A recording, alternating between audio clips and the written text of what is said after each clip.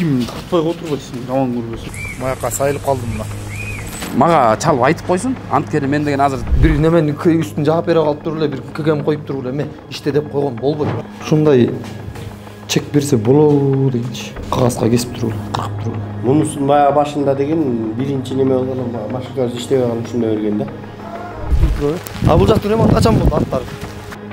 Автоунааларды текшерип турганда салынды. Салынды деп өзү эле, салына элек турбайбы? Аны эмне салынды деп атат? Мамлекет өнүгүп атат, бардык жактар акча жакшы бөлүнүп атат. Бүт жактан келип атат, чыңбы? А бирок муну эптеп түзөт деген болбойт да. Мисалы техникалык кароолорун немеси текшерген кузбадымы? Ошол жөнүндө сөз болот бул жерде. Механиканы текшере албайт да, аны астына жатыпчы. Шартка байланыштуу мыйзамды мында кесип өтүп койсо болот турбайбы да? жок, мыйзамды кесип өткөнгө ага болбойт. Шартка байланыштуу элдер анда токтоп отурбайсың. Туура мамлекет иштеш керек, бирок сонун иштеш керек да. Түптөн автокассасынан чыккан автоунаалардын техникалык кароосуна ким жооп берет? Могу чет жак менен чыгып жүргүлө. Маякка сайылып калдым да. Бул кадрлар жана эч кимде жок чек Ысык-Көл облусунун Түп районуна караштуу Түп автокассасына тийиштүү. Биринчи кадрда эл ташыган унаанын дөңгөлөгү жерге кирип кеткен. Ал эми бул эч кимде жок чек айдоочуларга автокасса тарабынан берилген. Мынчалык башаламандыкка ким жол берип жатат деген суроо менен Түптүн түбү түшкөн автокассасына барып көрдүк. Ушундай чек берсе болобу дегенчи. Кагазга кесип туруп эле, кыркып туруп эле. Мунусун баягы башында деген биринчи неме болгон машинкабыз иштебей калып ушундай берген да. Ал эми мамлекетке катталбайт да, туурабы? Катталат, баардыгын катталат. Кантип катталат? Биз чек могуну чыгардык да. Жок, аны чыгардыңар болбу? Берки кагазды айтам. Өзүнчө, экөөнү. Жок, бул экөө ошо катталбай калды да. Катталбай калды, ошо 1000 сом минуста турабы?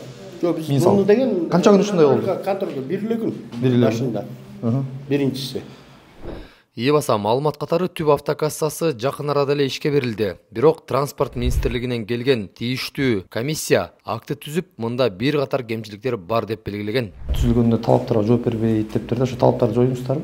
Жойдук да баарын тең. Мисалы ошол кайсыларды жоюңуздар? Туалетиңер жок деди, туалетти салынган. Андан башка мындай талап деле коюлган эмес. Могу навести салдык. Навес салынды бүт полностью эмес. Башта автоунааларды текшерип турган жерчи? Автоунааларды текшерип турганда салынды. Салынды. Көрсөк болобу? Көргүзүп койчу ким? Жүрсөм сиз менен чогуу элем. Тигине механиким жүрбөйт. Механик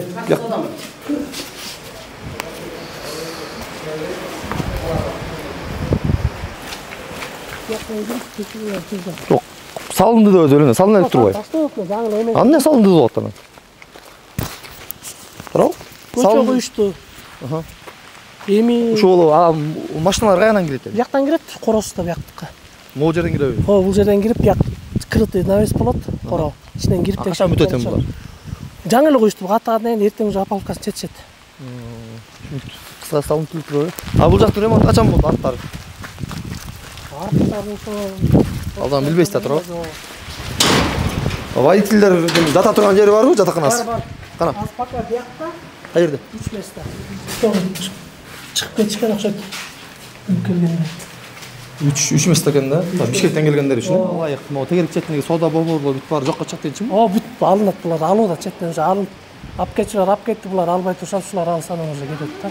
Биз Түп райондук жол кыймылдарын коопсуздугун камсыздоо бөлүмүнүн кызматкерлерин чакырып, автокассада айдоочулардын жолдомо кагазы, унаалардын техникалык кароодон өтүүсү боюнча суроо салдык. Бирок инспекторлор карап атабыз, буюрса салынат деген гана жооптор менен чектелишти. Ушул жаңы могу автобекет ачылган экен да. Буга дейин транспорт министрлигинен келип акт түзүлгөн экен, бир катар баягы мыйзам бузуулар да бар деп көрсөтүлгөн экен да. Анан ошо сиздер тараптан кандай болот? Мисалы могу толтур автоунаалар азыр Бишкек каттап атат, башка жактарга кетип атат да. Бирок булардын авто айдоочу Темирлан. Темирлан байке. Айдоочунун мындай кылбайлыбы? Биринчиден техникалык каражат жактынан кандай экенин биринчиден сиздер аркылуу билсекпи дегенбиз.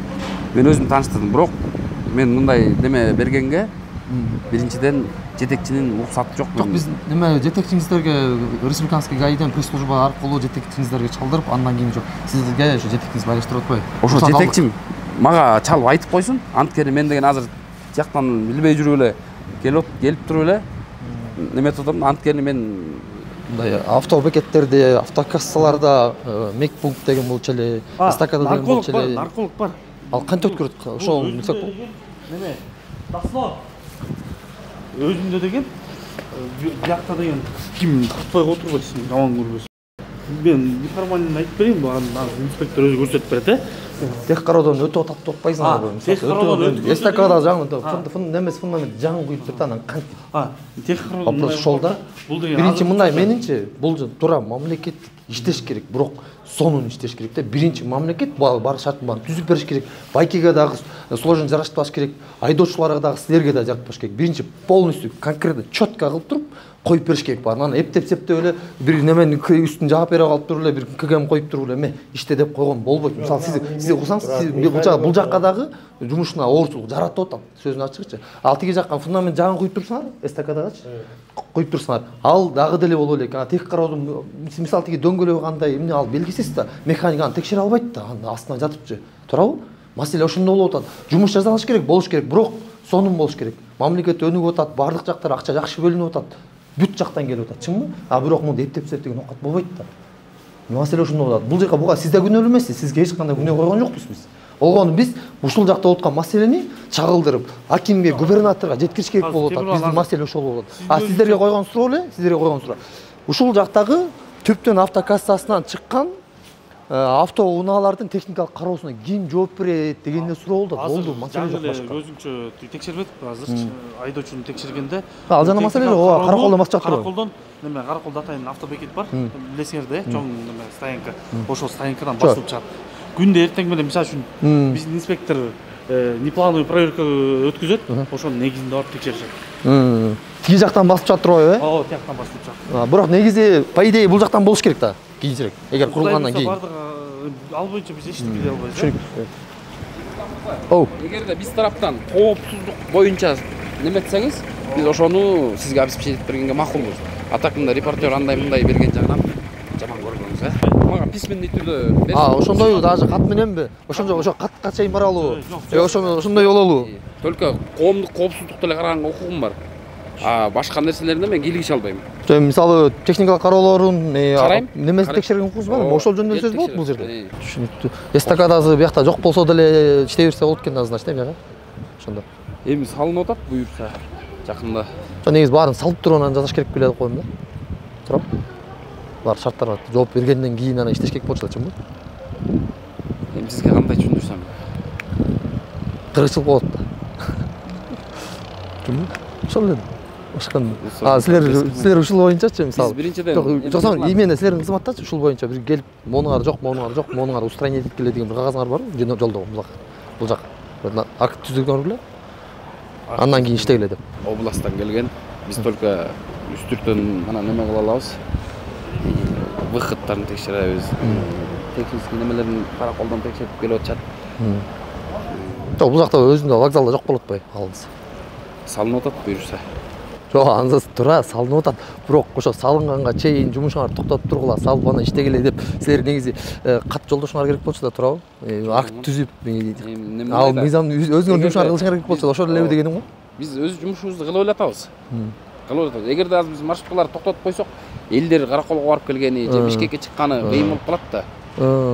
Ал тарапты да ойлошубуз керек да. Биз мисалы үчүн өзүбүз тараптан эле өзүбүздүн немебизди кылып атабыз.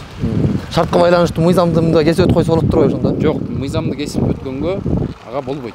Шартка байланыштуу эми элдер анда токтоп калат деп атпайсыңар? Жок, эми ал немелерин текшерип атабыз, как положено чыгып атышат, Караколдон текшерилип келип атышат. Бияктан да текшерип атабыз, ошо бизге тиешелүү. Ошо айтып атам го, сиз аткара турган жумушту жөнүндө гана суроо берип атам мен. Андан ашык берген жокмун. Мейли Астан байке. Мейлиңиз. Битер беребин деп деле бердиңиз баары. Көрдүңүз. Урматтуу көрүүчүлөр, көрдүңөр? Бул жакта айдоочулардын баардыгы Караколдон басырып чыгат экен. Май кызматкерлеринин айткан сөзүнө ишене турган болсок. Анан эми кандай да болсо, мындай ар бир иш сонун шарт менен жасалышы керек. Шарт түзбөй коюп аткан жери жок мамлекет. Түзүп берип атат, бирок ошону дагы мындай шашып кетпей, ашып кетпей, мындай өтө эле эйфорияга алдырбай, мындай эптеп-септебей жасаган жакшыраак болот деп ойлойбуз. Түп автокассасынын орду имараттар менен кошо 2008-2012 жылдардагы приватташтырууга кабылып калган. дагы жеке менчик тараптарга өтүп кеткен. Түп автокассасы бир кичине бутик менен жолдун жээгинде калган. Эми минтип автокассанын орду мамлекетке кайтарылган соң заңгарта жасап, эптеп септебей иш алып барсак туура болот беле. Колдо барды бүгүн ардактаганыбыз жакшыраак эмеспи?